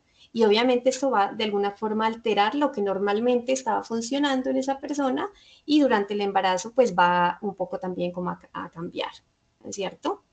Muy chéveres los ejemplos que han dado el tema del aprendizaje de una persona invidente, de una persona cuando está en embarazo. Y bueno, eso también depende del tema emocional, ¿no? Y nos falta una gnosia que es el tema del esquema corporal, ¿es cierto? Es aquella capacidad que nos permite reconocer nuestro cuerpo como un conjunto, ¿cierto? Pero también de reconocer las partes del cuerpo por separado. Este tema de esquema corporal, no sé si ustedes lo han notado, chicos y chicas, lo manejan mucho en la primera infancia, o más bien en el preescolar, ¿cierto? Por lo general en el preescolar siempre ustedes miran que hay un mundo de espejos, ¿es cierto?, alrededor de un salón y al niño le enseñan su esquema corporal a partir del reconocimiento de su cuerpo, Pero también este es el bracito derecho, este es el bracito izquierdo, la mano, ¿no es cierto? Las orejitas, la naricita, y empiezan a generarnos un reconocimiento a través del espejo, y eso es lo que nosotros llamamos esquema corporal, ¿no es cierto? Bueno, ahora sí aquí. Dentro de la clasificación de las gnosias, que era lo que veníamos trabajando en la anterior presentación, ya les decía yo que encontramos diferentes tipos de gnosias, ¿no? Acabamos de dar ejemplos. Les traje aquí 3 imágenes, ¿sí? Para ejemplificar un poco una gnosia visual y una gnosia, bueno, de reconocimiento de olores, a pesar de que esto es aquí una imagen y que no podemos oler el perfume, ¿sí? Ya les voy a hacer unas preguntitas para ver ustedes qué me dicen, ¿sí? Entonces, si yo les muestro esta imagen de esta cantante, ¿sí? Que no les digo el nombre y que saben en dónde hizo su aparición, ustedes dicen, ¿esta cantante quién es? Karol G. Karol G. Es una cantante, listo. Además de ser una cantante, ¿qué representa para Colombia, por ejemplo? ¿A las mujeres? Por ejemplo, representa a las mujeres, representa a la mujer paisa, por ejemplo, ¿no es cierto? Representa el género urbano. ¿Qué más podríamos decir? Representa nuestra cultura, ¿no? Pero miren, bueno, independientemente de que a alguien le guste o no le guste el género, la cantante, porque eso es una cuestión de gustos, ustedes saben quién es ella, ¿no es cierto? Entonces, si yo les muestro esta imagen, ustedes estarían activando una gnosia ¿de qué tipo? Visual. Visual. Correcto, visual, excelente. Ahora, si yo les digo, ¿quién es este actor? ¿Qué me dicen ustedes? Antonio Banderas. Correcto. ¿Y por qué ustedes lo reconocen de una? Porque a lo largo de su vida La película del ustedes... zorro. Exacta. Mira, por ejemplo, se te vino a ti la película del zorro. A mí se me vino a la mente una película que se llama Desperado. Por El ejemplo. gato con botas, es la voz del gato con La botas. voz del gato con botas. Mira que, ay, mira ahí que tú estás haciendo una activación de una gnosia auditiva, ¿no es cierto? Tú dices, yo me acuerdo de la voz española, ¿no es cierto?, de Antonio Banderas, y para mí aparece en El gato con botas, aparece, ¿no es cierto?, en El zorro, en películas icónicas, pero finalmente estamos haciendo una activación de una gnosia, ¿no es cierto? Miren que no simplemente es ver, es que nos trae un recuerdo, es que nos trae una voz, ¿no es cierto? Es que nos trae la cultura, es que nos trae un reconocimiento de un tipo de mujer, de un tipo de actor, etcétera, etcétera, etcétera. Con una sola imagen, nosotros estamos activando gnosias simples y también complejas, ¿sí? También complejas. Bueno, y si nosotros miramos esta imagen aquí de este perfume, ¿qué nos puede representar este perfume, por ejemplo? Fragancia masculina. Fragancia masculina, ¿qué más puede ser? También el recuerdo de una persona que lo usa. Correcto, el recuerdo de una persona que lo usa. Ese es el ejemplo, digamos que... Perdón. Dime. Pero mira que lo primero que a mí se me vino a la cabeza cuando vi ese muñequito, ese osito, se me vino algo como dulce y de una vez como que se me hizo algo en la boca. O sea, se me hizo como que si yo lo oliera, me diera algo dulce y de una vez las papilas gustativas como que se activaron, no sé. Claro, como salivar, ¿sí? Sí, señora. Sí. Es como cuando uno dice, uy, qué rico una limonada. Y ¡frum! De una, ¿no? Entonces, miren, esta representación de este perfume, por ejemplo, cada uno va, de acuerdo a su experiencia, va generando un tipo de reconocimiento, ¿cierto? Pero, por ejemplo, miren, si me preguntan a mí, yo digo, ah, ese es un perfume caro, ¿sí? Eso que representa una marca, ¿no es cierto? Eso también representa un tipo de cultura, porque miren ahora que hay muchos chicos y niñas que les encanta esa marca solo porque la han visto, ¿no es cierto?, en redes sociales, por ejemplo. Por ejemplo, yo la verdad esa no la he podido percibir, ¿sí? No sé a qué huele. Yo no la conozco. Pero yo no la conozco, pero por ejemplo, si yo miro el oso, yo digo, es un perfume dulce, ¿cierto? A pesar de que sea masculino, es un perfume dulce. Pero yo pensaría, es una marca ¿sí? Y es un perfume que yo sé que es caro, para mí, ¿no? Para cada uno, pues puede estar representando una cuestión. Pero el que más me llamó la atención es el que uno dice, este perfume me representa o me recuerda a una persona, ¿cierto? Entonces miren que ahí, además de las gnosias, ¿qué otras estructuras estarían integrando ahí? La En el memoria. recuerdo. La memoria. El hipocampo. El hipocampo, la amígdala, todo el sistema La límbico. amígdala. Correcto. Entonces miren que ahí estamos hablando de otro tipo de gnosias mucho más complejas, ¿no? A nivel auditivo, a nivel corporal, a nivel espacial, porque nos representa un mundo de cuestiones, ¿no? Solamente estas imágenes, ¿no? ¿Hay alguna pregunta o si vamos quedando claros? Sí, pues yo tengo una pequeña una pregunta referente a lo que a la imagen del perfume, ¿sí? Sí. Y lo que dice la compañera que al verlo pues salivó. A mí también me sucedió lo mismo. Entonces me gustaría, no sé, de pronto porque sí me pareció curioso, como saber por qué si nunca lo he visto. No sé a qué huele, no sé nada de esa imagen, entonces sí es algo como que le parece a uno extraño. Claro, pero mira que sí, claro, efectivamente, yo por ejemplo, yo tampoco lo conozco, no, sí lo conozco, he visto el tarro, sí, digamos el envase, pero no lo he percibido. Pero yo sí sé alguna posible hipótesis de por qué han salivado, ¿sí? Por ejemplo, no sé si ustedes en la infancia o en algún momento de la adolescencia compraron gomitas con forma de oso, ¿sí? Por ejemplo, a mí se me hace o yo me podría poner a pensar en que, bueno, si yo estoy salivando es porque esto me produce a mí algún recuerdo que me activó alguna zona referente a un gusto, ¿sí? Por ejemplo, gomitas ácidas, gomitas dulces, porque el osito representa algo infantil, ¿sí? Y miren que por eso probablemente el envase o la marca haya asumido al oso como su característica, ¿sí? Y obviamente eso te va a generar a ti un sinnúmero de cuestiones, ¿no? La marca, por ejemplo, en sí está jugando mucho con la psicología de uno, porque uno mira esa marca y de una vez los niños dicen, yo quiero ese perfume, porque me recuerda algo infantil, porque me gustan los osos, porque, ¿sí? Entonces, a nivel de que el tema de la salivación es que hay como un condicionamiento previo a ese aprendizaje, ¿cierto? Yo lo pensaría así. Por ejemplo, yo pensaría que ese osito es algo dulce, ¿sí?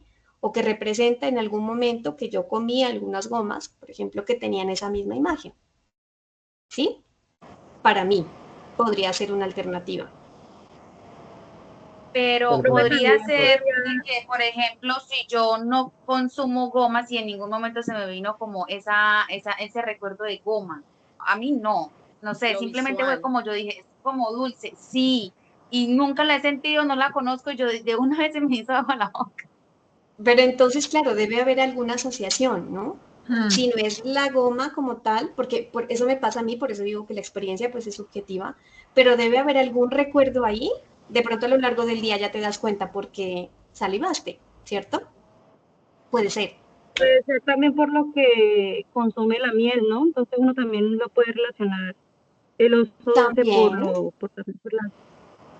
también correcto. Profe, una pregunta, perdón. Dime, mijo. Profe, por ejemplo, ¿las noticias tienen algún tipo de relación con lo que llaman huellas mémicas, con el tema de traumas o recuerdos de infancia? Claro, claro que sí, claro que sí. Por ejemplo, es cuando tú vas al odontólogo, ¿sí? Cuando tú vas al odontólogo y has tenido una experiencia previa incómoda, dolorosa, traumática, ¿sí? Tú escuchas o ves de una vez cualquier aparato y lo escuchas sonar y tú dices, no, me va a doler. Me va a doler esto, qué fastidio, yo no quiero venir al odontólogo. Y lo mismo pasa con las inyecciones, ¿no es cierto? Algunas personas no le tenemos miedo como a las agujas y ese tema, pero hay personas que han tenido situaciones previas y dicen, no, yo sí le tengo un temor a las agujas, esto a mí me va a doler, esto. Entonces sí tiene que ver con esas huellas que tú estás hablando. Es más, profe, creo que con solo escuchar la fresa en la odontología de una vez se destiemplan los dientes sin necesidad de haber ingresado. Ajá, ajá, sí, correcto. Bueno, listo, chicos, entonces sigamos un poquito. Dentro de las alteraciones, pues de las gnosias, ¿no es cierto? Aquí miramos que se antepone un prefijo, que es el A, ¿sí? Agnosia auditiva verbal, o bueno, prosopagnosia, acromatopsia, ¿no? Agnosia visual de objetos. Todas esas alteraciones tienen que ver con la incapacidad o la dificultad de reconocer algo, ¿sí? Llámese el reconocimiento de un rostro, reconocimiento de un sonido, reconocimiento para percibir un color o reconocerlo, alteración o incapacidad de reconocer objetos, ¿sí? Por ejemplo, miren una agnosia visual, les voy a dar un solo ejemplo. Hay a veces personas que han sufrido alguna alteración a nivel cerebral, ¿sí? Y dicen, yo sé que eso sirve para sentarse, pero no sé el nombre de ese objeto. No soy capaz de reconocer el nombre de ese objeto, ¿sí? Yo sé que sirve para sentarse, yo sé que sirve para sentarse y comer, pero tienen esa incapacidad de decir eso es una silla, por ejemplo, ¿sí? O también incapacidad para reconocer rostros. Por ejemplo, yo sé que este rostro yo lo he visto, ¿sí? Pero no logro reconocerlo, aunque puede ser rostros familiares, ¿no? Me estoy refiriendo a la situación de que uno va en la calle y dice, yo esta persona la conozco, pero no sé quién es, no. Que eso es una experiencia, digamos, de recuerdo. Pero, por ejemplo, muchas veces, y sí tiene que ver con algunas alteraciones, y es que hay personas que cuando padecen estas alteraciones, estos trastornos son incapaces de reconocer rostros familiares, por ejemplo, ¿sí? Que tú les pasas una foto y dicen, ¿qué es esta persona? Esta persona, puede ser la mamá, puede ser el hermano, puede ser el hijo, y dicen, no lo reconozco, ¿sí? No sé quién es. Entonces, bueno, esas alteraciones más o menos tienen que ver con esas características. Y bueno, nos vamos con la última función, ¿sí? La última función que son las praxias, ¿sí? Y las praxias tienen que ver con la parte, ¿con qué tienen que ver las praxias? ¿Con qué están relacionadas? Con la parte cognitiva.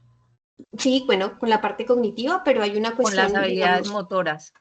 Exacto, con la parte motora, con el aspecto motor, con las habilidades motoras, las destrezas de movimientos, ¿no es cierto? Entonces, ¿cómo se define la praxia según estos dos autores? Dice, se definen como movimientos organizados producto de procesos de aprendizaje previo, ¿no es cierto?, que tienden a un objetivo determinado. Esos movimientos son complejos, secuenciales y no se producen por instinto. Ojo ahí, no se producen por instinto. Entonces, ¿cuál sería la diferencia entre un instinto básico, ¿sí?, y una praxia ya con un objetivo determinado? Les voy a poner un ejemplo sencillo. Cuando el bebé recién nacido llora, él no sabe por qué llora, ¿no es cierto? Es decir, no tiene un procesamiento acá complejo, voluntario, que dice yo estoy llorando porque estoy enfermo, yo estoy llorando porque, no sé, me duele el estomaguito, no. El bebé llora por instinto, ¿cierto? El instinto del bebé recién nacido es llorar. Pero cuando hay un chiquito de unos 6 años en medio de un supermercado y hace una pataleta y llora y llora y llora, ahí sí lo está haciendo por un objetivo, ¿no es cierto? Por lo general, el niño que hace un berrinche en un supermercado es porque, ¿cuál es el objetivo del niño que hace un berrinche en un supermercado? Que le compren algo. Quiere algo. Que le compren algo. Miren, a pesar de que, digamos, es un ejemplo Obtener un lo poco que él pide. obtener lo que él pide. Entonces, a pesar de que es una conducta, digamos, inadecuada, podríamos decirlo así, esa es una praxia, ¿sí? Porque el llanto implica un objetivo determinado. Es decir, yo ya no estoy llorando por instinto, sino que estoy llorando porque mi objetivo es que mi mamá me compre esto o que mi papá me compre aquello. ¿Es cierto? Entonces, miren que las praxias son movimientos planificados, organizados, que pueden integrar diferentes funciones motoras, ¿no? Por ejemplo, movimientos a nivel de brazos, de tren superior, de tren inferior, ¿no? El llanto también es un movimiento, ¿sí? Porque implica también unos órganos internos como por ejemplo la garganta, la lengua, etc. Existen también diferentes tipos de praxias, ¿no? Que pueden ser simples o complejas, ¿sí? Ahorita la vamos a ver un poquito. Movimientos básicos como por ejemplo guiñar un ojo, elevar una ceja, ¿no es cierto?, sacar la lengua, entre otros, pero también implican otro tipo de praxias un poco más complejas, como por ejemplo enhebrar una aguja, recortar, que ya implican una motricidad más fina, ¿no es cierto? Entonces también tiene que ver un poco con la motricidad gruesa, la motricidad fina. Hay algunas cuestiones, ¿sí?, en relación a la fórmula de un movimiento que permiten ya habilidades un poco más complejas, ¿sí? Como por ejemplo, la habilidad de aprender un deporte, ¿sí? Por ejemplo, pónganse ustedes a pensar en futbolistas como Messi, ¿no? En basquetbolistas como, no sé, Rey Lebrón, ¿no es cierto? Entonces, este tipo de praxias ya son consideradas como complejas porque implican una secuencia de movimientos, ¿no es cierto?, que permiten la consecución de un objetivo, pero que la persona lo hace con una destreza y con un dominio, pues, excelentes, ¿sí? Entonces les pongo el ejemplo de estos dos jugadores de básquet profesional y de fútbol profesional, ¿no es cierto?, que uno dice de estas personas, cómo es que tienen este talento para dominar el balón, ¿no?, para hacer tantas cestas, y resulta que son personas que tienen unas praxias, ¿no es cierto?, supremamente dominadas, complejas, y que permiten, ¿no es cierto?, la consecución de un objetivo. Así también encontramos otro tipo de ejemplos, como por ejemplo el aprendizaje de tocar un instrumento, ¿sí? Esa también es una praxia bastante compleja, implica la coordinación, la memoria, la atención, ¿no es cierto? De alguna forma también organizar la lateralidad en los movimientos y permiten, pues, la consecución de un objetivo, ¿no?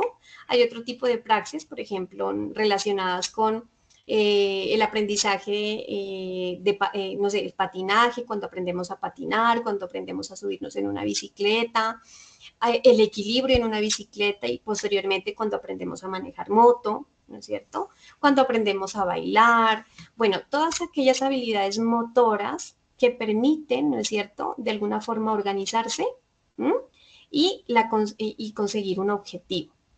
Otra de las praxias comunes que también permiten mirar el desarrollo, ¿no es cierto?, de la infancia, es cuando nosotros aprendemos a manejar los cubiertos, ¿sí?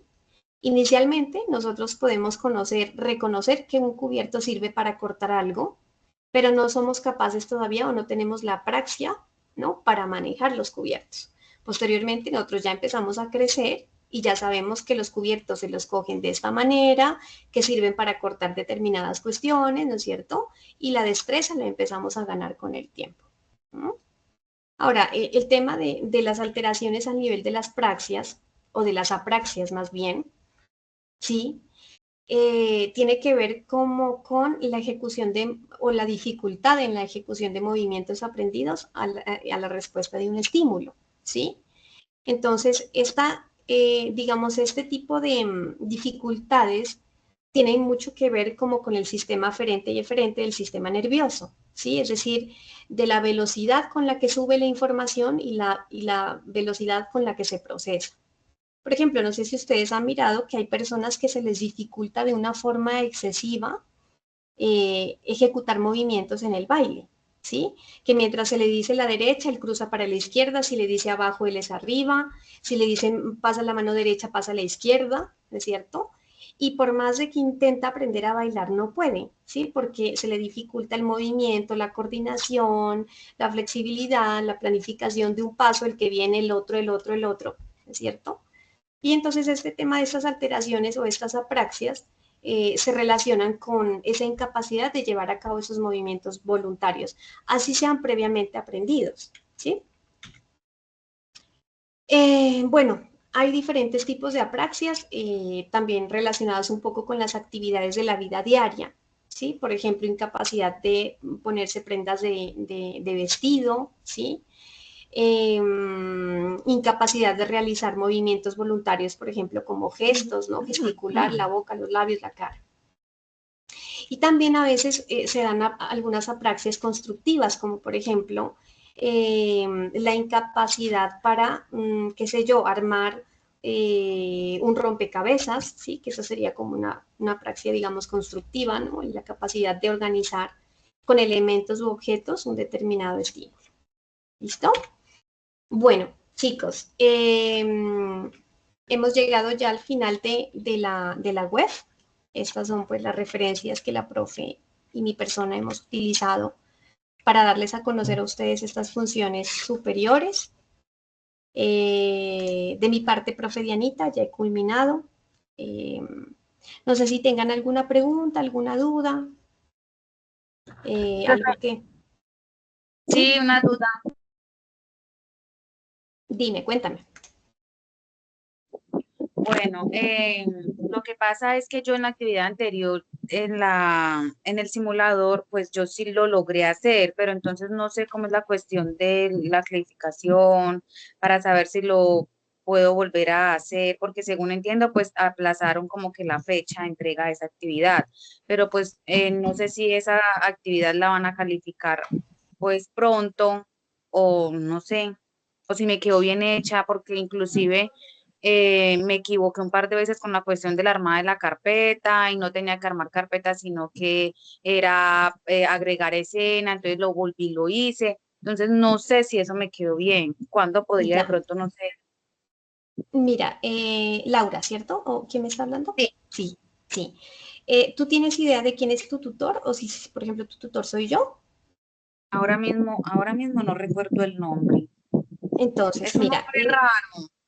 Pero no sé. Ya, el espacio que se dio para, dadas las situaciones que se presentaron con Bioteca, es que el estudiante va a tener el espacio de todo el periodo para desarrollar la actividad, ¿sí? En el caso de que tú ya la tengas realizada, lo que, pues, digamos, lo que yo le pido a mis estudiantes es que me escriban por mensajería interna y me confirmen que ya realizaron el ejercicio.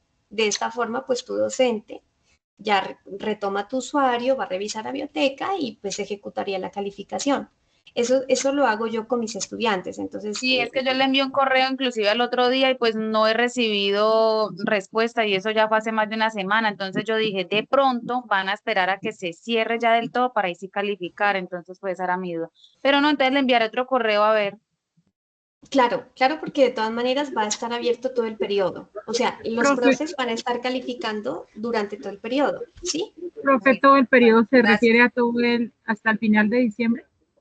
Bueno, no sé si tanto de diciembre, pero finalizando la fase final, ¿sí? La fase final. No recuerdo ahorita bien la fecha. Ah, de acuerdo, muy bien. Pero sí estará abierto para todo el periodo. Entonces, de pronto no pierdan cuidado que de pronto la profe no haya de alguna forma respondido de inmediato, pero se va a estar haciendo como una calificación como que procesual, ¿no? Entonces, eso. Por acá miremos mensajes. Tengo que preguntarle. Profe, tengo una duda. Sí, dime. Muchas gracias por su atención, primero que todo. Profe, respecto a las insignias que recibimos de parte del ¿qué? Bueno, Congreso. Del Congreso, perdón, es que estoy acá. Perdón. Del Congreso, ¿cómo se hace para hacerlas efectivas? ¿En qué espacio? Mira, por ejemplo, aquí en neuropsicología, nosotros vamos a integrar esos puntos para la fase 3, o sea, esta fase que está en marcha, ¿sí? Pero para eso, por ejemplo, la directora del curso, la profe Claudia, nos va a enviar unos listados de las personas que participaron y que obtuvieron esas insignias. Pero, por ejemplo, hay otros cursos que, no sé, bueno, qué cursos estés tú estudiando en este periodo, pero por ejemplo, tengo entendido que para cursos como investigación y demás, el estudiante debe mandar su insignia al docente respecto a la sala de investigación o la insignia de investigación. Para el caso, por ejemplo, de práctica profesional, en la parte de salud mental, ¿sí? Pero eso ya dependerá de cada curso. Acá, en el curso de neuropsicología, tiene que ver la insignia de neurociencias, ¿no? Pues por razones lógicas, pero la insignia de neurociencias y haber participado en el Congreso para obtener los puntos en esta fase 3. Muchas gracias, Tutuambi. Bueno, listo. A mí me gustaría hacer una aclaración ahí. Digamos que la importancia de haber participado en el Congreso es porque se obtiene una información específica, ¿cierto?, frente al área y más porque estaba muy relacionado con las neurociencias. Sin embargo, no significa que ustedes no presenten la actividad. Recuerden que todo lleva un hilo conductor, ¿no? Es decir, tanto la fase 1 como la fase 2, la fase 3, todo se hila con él y la idea es que ustedes no dejen de participar en su entrega porque eso les estaría fortaleciendo, ¿cierto? En su proceso de fases en el curso. No significa que no van a obtener los puntos, sí los van a obtener, inclusive sería para mí el punto máximo que son 115, pero no significa de que porque pues ya tienen estos 100 puntos asegurados, no quieran garantizar los 15 puntos que restan y para eso pues no sería, digamos, como lo más lógico que presenten una partecita como para cumplir los 15 puntos. Esto como para hacer aclaración frente a eso. Por otro lado, también darle las gracias a la profe Viviana por su participación. Dio claridad frente a algunos puntos que quería tomar ahorita al final. Sé que de pronto hay dudas e inquietudes con respecto a la fase. Ahí es importante. El tiempo quizás no nos dio. Ya tenemos las 2 horas y ya hasta ahí va el horario de la web. Sin embargo, me parece importante abrir espacios con cada uno de sus tutores o si quieren contactarnos, nosotros podemos hacer claridad. Si de pronto hay preguntas puntuales, yo las puedo aclarar en este momento que nos restan 5 minutos y también pedirles que por favor firmen la asistencia. Cuando vayan a firmar la asistencia, ahí les van a pedir que solamente 2 preguntas. Colocan su nombre completo y colocan el docente que los acompaña en sus cursos, ¿va? O sea, no es que coloquen a todos Diana Ramírez y Viviana Arcos, sino que coloquen el docente que acompaña el curso que tienen ustedes, ¿vale? Si se van a hacer otras actividades de fortalecimiento con relación a las funciones cerebrales, les estarán informando para que puedan también como reforzar esos temas que son muy importantes. ¿Tienen alguna pregunta con relación a la guía de manera puntual y general? Profesora. Tranquila.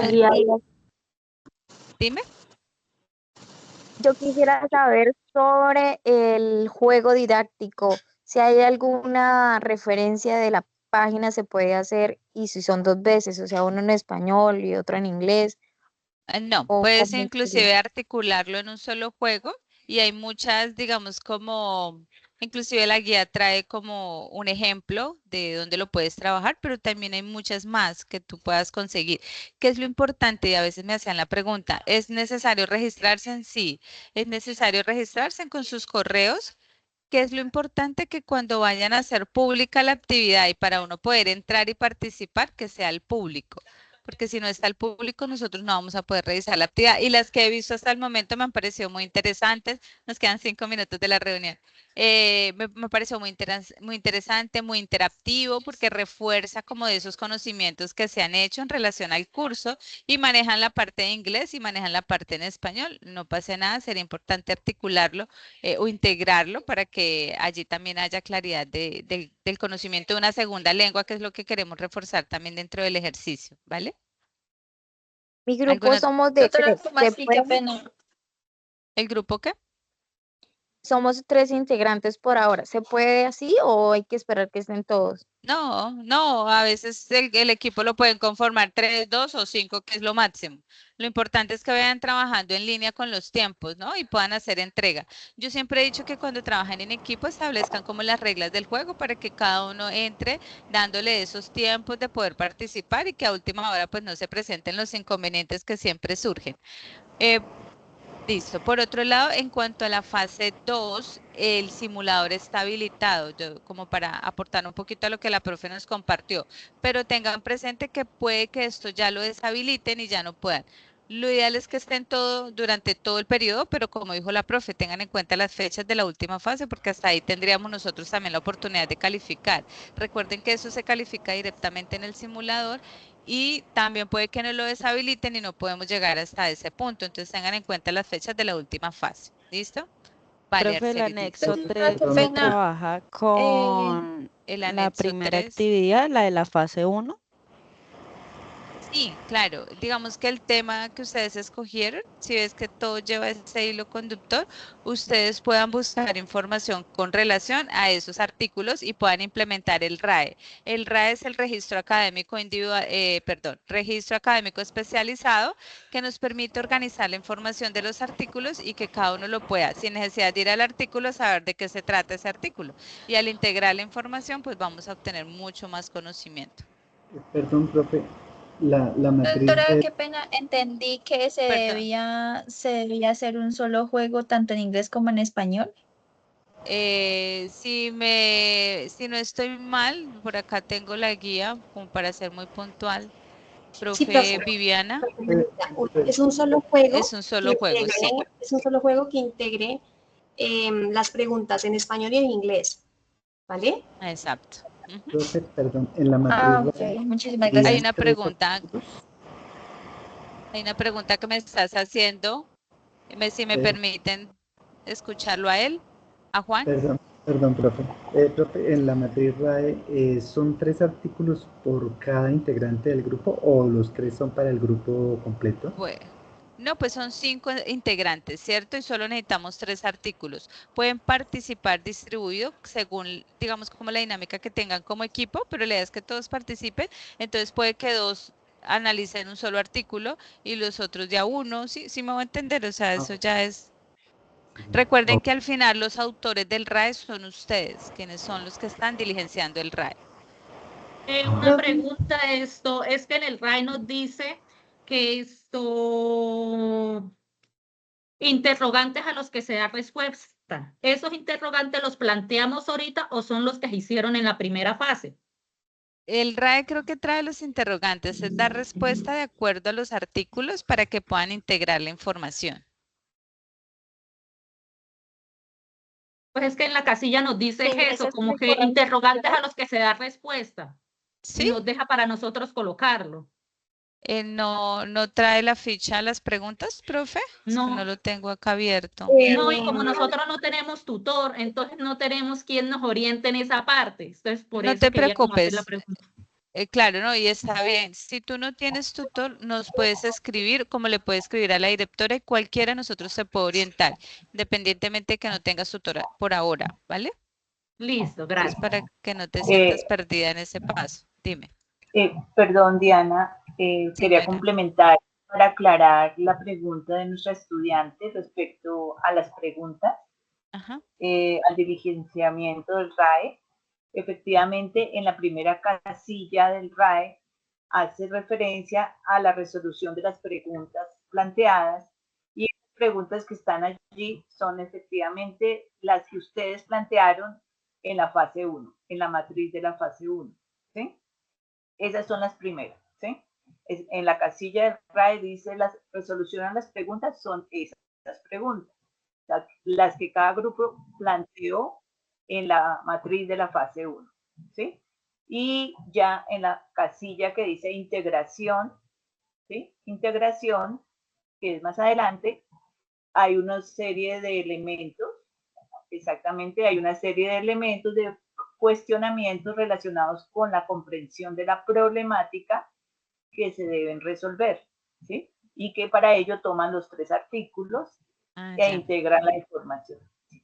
Claro, ella me está haciendo la pregunta por esta casilla que dice interrogantes a los que se da respuesta. Sí, tiene que ver con lo que se realizó en la fase 1. Y estas eran las preguntas para poder integrar la información, que son las que estamos viendo acá en pantalla. ¿Sí es clara la información? Sí, señora, muchas gracias. Ay, vale, yo pensé que se me había cerrado y no me habías alcanzado a escuchar. Listo, chicos, muchísimas gracias a todos. Ya vamos a terminar la grabación. Les deseo muchos éxitos en todo este proceso y estaremos atentos para continuar aclarando las dudas. Lo que pasa es que, bueno, en el grupo sí somos 5, ¿no? Pero, pues, al ser 5, cada una de las integrantes de un grupo. No, se te escucha muy ruidoso, muy distorsionado. Si gustas, me escribes al Teams y te resuelvo las dudas, ¿vale? Vamos a terminar la sesión por temas de tiempo. Les agradezco a todos por la participación. Gracias, profe Viviana. A Y ti, profe, deseo, gracias a todos. vale, que tengan una feliz tarde. Chao, chicos, que estén muy bien. Chao. Quedamos pendientes.